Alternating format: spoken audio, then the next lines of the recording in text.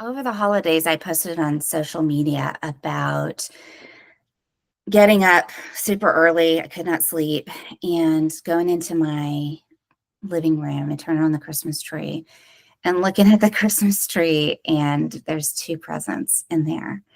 And remembering my kids saying, "Mom, where's all the Christmas presents?" And the reality was that I had not wrapped them because I have been running on empty. And it felt like no matter how much I rested, I was still feeling drained. And for me, when I start really running on empty, I don't sleep as much. And so I really drains my tank. So I'm wondering if you've ever felt that way, that overwhelming exhaustion. Some people start to think that they might be depressed, but it could be burnout. And knowing the difference is the key to feeling a lot better. If you are depressed, then you might need antidepressants, but you definitely need therapy and probably some lifestyle shifts and changes that'll be able to help. Things like diet and exercise, doing meaningful things, volunteerism, getting connected and feeling less isolated. Those are very good for depression. Burnout is something different. So let's talk about that and what's different so you can know the difference and make sure that you're getting the help that you actually need. So burnout is something that sneaks up on people. And it's usually people that are pretty active, people that have active jobs, they're hardworking people. Maybe you're juggling school or a job or a family, you're a stay-at-home mom, but just life starts to feel like it's taking more and more energy.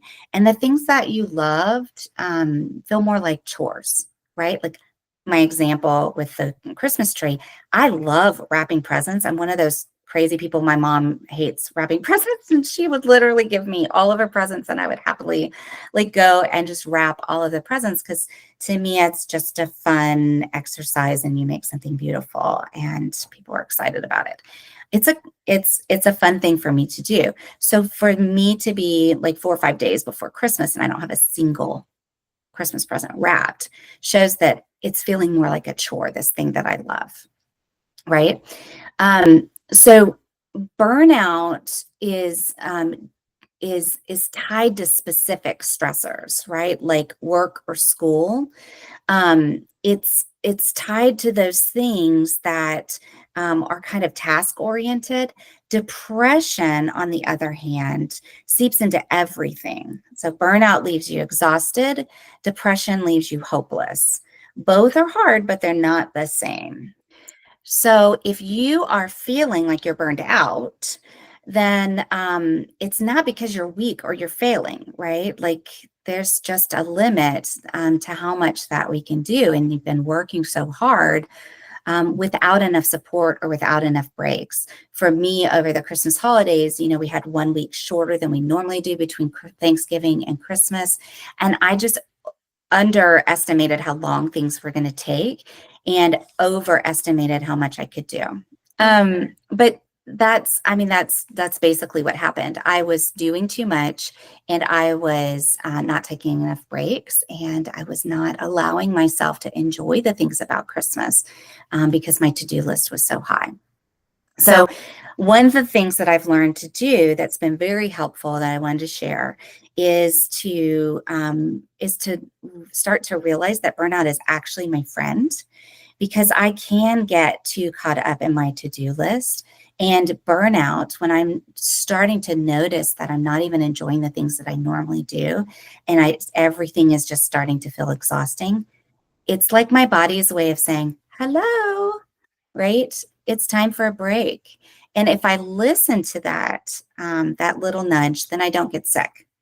If I listen to that little nudge, then I don't go into collapse and need to just veg out for days on end.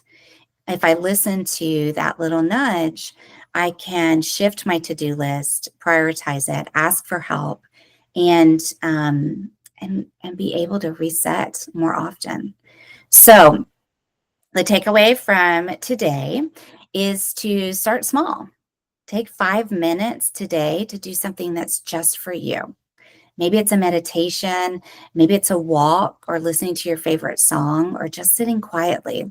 What I did that day was I just sat there and let myself enjoy the light of the Christmas tree, let myself just kind of think about Christmas past and what I wanted for my kids for the year, and what had gone well. I really tried to, focus on gratitude, and that was just a few minutes just for me.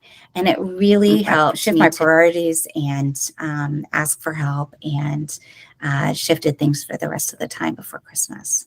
And I hope that this is helpful for you. Thanks.